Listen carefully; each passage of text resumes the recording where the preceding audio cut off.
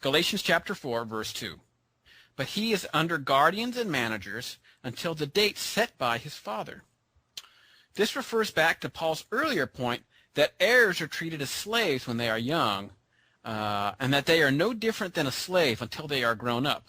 And this was something that you really brought out well there just a minute ago. The analogy here is of a young son who is not young enough to really make his own decisions, and of a father who makes all the decisions for the son, providing food, shelter, bedtime, chores, and expects all his orders to be carried out without question.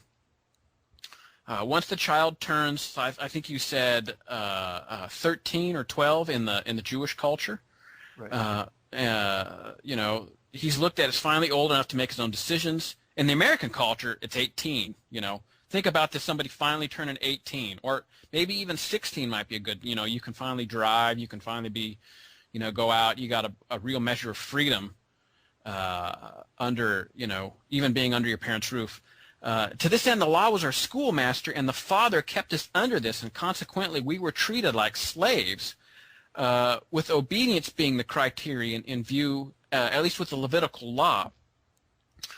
Then Jesus came and abolished the law, and through his atoning work, his life and death, that is, we are no longer kept under the managers or guardians set by the Father. The date set by the Father was obviously Jesus' resurrection.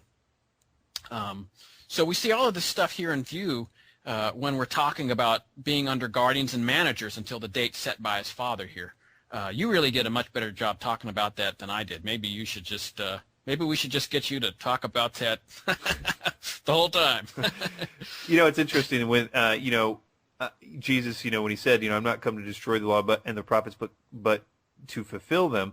Man, that is so interesting. I used to see that verse used in the context of trying to justify a lot of legalism, and here it is sort of, used in this context to justify, grace. It's the idea that that the law is valid. He didn't come to destroy it, but to fulfill it. That is, to live the law, to be justified himself by the law.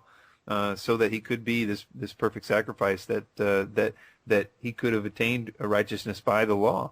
So he came to fulfill the law. The law is very much obviously there as all the reasons that we've been demonstrating throughout this course. Go ahead. Sorry. Mm-hmm. No, that was good. You've always got good commentary, unless you're correcting me or something. Let's see, verse 3. Let's move on to verse 3 here. Galatians chapter 4, verse 3. In the same way, we also, when we were children, were enslaved to the elementary principles of the world. Paul is continuing and stretching slightly the analogy here. You notice that Paul, throughout many of his letters, particularly this one, doesn't use arguments that are quite as tight idiomatically as other epistles that are written in the New Testament, say Hebrews.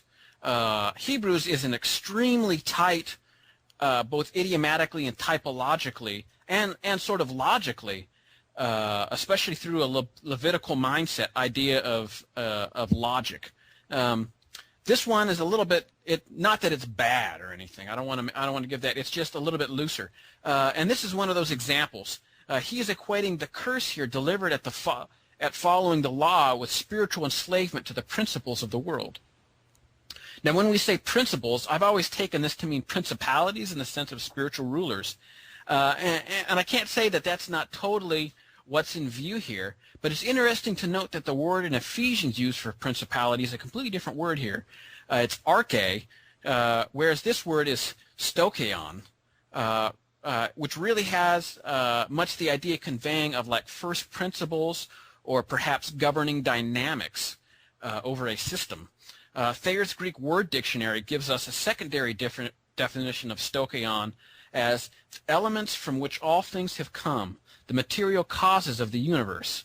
And with the Greek word stoicheon in place for principles, it's interesting to think of the law as an elementary principle of the world, especially inasmuch as we are enslaved to them, as the above verse indicates, and as we're going to see later on, this whole idea of, Paul's going to make clear that, or really heavily imply, I think, in verse 8, that what we were enslaved to were things that were not God's, sort of implying that there really were real spiritual things, spiritual beings, fallen angels, if you will, behind these sort of lifeless idols and things of wood and brick and stone.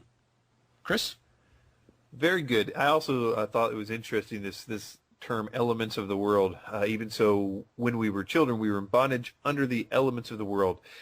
From a quote from William Barclay, Paul uses an interesting phrase here to describe it. Paul uses the word stoicheia. A stoichion was originally a line of things.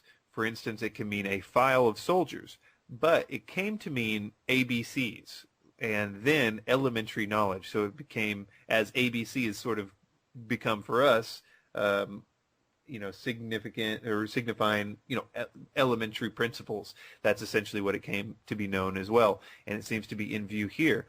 I tend to see this idea that the elements of the world, and that's what we were in bondage to the elements of the world, as a type of cause and effect.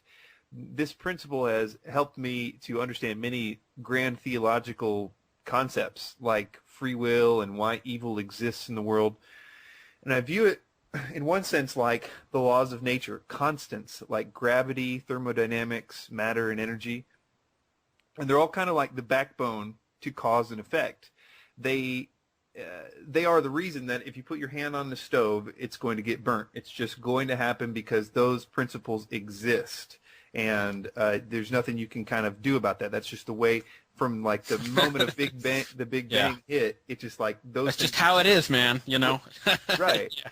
And so they've been more or less the same since God created them, and they're just going, they're running constantly, and He knows everything about them in detail, probably more than things like thermodynamics. There's probably other spinning causes and effects that are just true and always will continue to be true. But I think in one sense, this is why God calls certain things sin, because they symbolically burn us like a child's hand on a stove, and they keep us from joy and health and right relationship with Him. He, having created these elements, knows that if we put our hands on a hot stove, it will get burnt. He called those things sin. And we may continue to rebel against these rules, but we will continue to be in bondage to the laws that make it a bad idea. So if you think about it for a while, you will hopefully see that all the things that we call sin lead to unhappiness, eventually to destruction of some type when it's fully bloomed. Understanding this will help you to stop looking at sin as something good that God doesn't want you to do, which is what Satan always tells us about sin. But rather you'll start to look at it as something that a good God is warning us against, because He loves us and wants us to have lives full of joy and not destruction. And really that to me also makes great sense in really, why there is evil in the world too. I mean, these systems are spinning and they're going, as a constant, and they actually are necessary to exist in order for free will to exist. I kind of look at it sometimes like God created a very interesting thing with man, which was different than anything else. He created individuals that He gave the opportunity to choose to love Him or choose to reject Him. In doing that, it became absolutely imperative. The only way that could work to give them true free will was to put them in a closed system that had cause and effect, and that kind of really makes it all make sense to me. But yeah, that's all I have for that one. Galatians chapter 4, verse 4. But when the fullness of time had come, God sent forth His Son, born of a woman, born under the law. Now this idea of fullness of time is interesting, as it appears only one other time in Ephesians, which states, Ephesians 1:10, as a plan for the fullness of time to unite all things in Him, things in heaven and things on earth.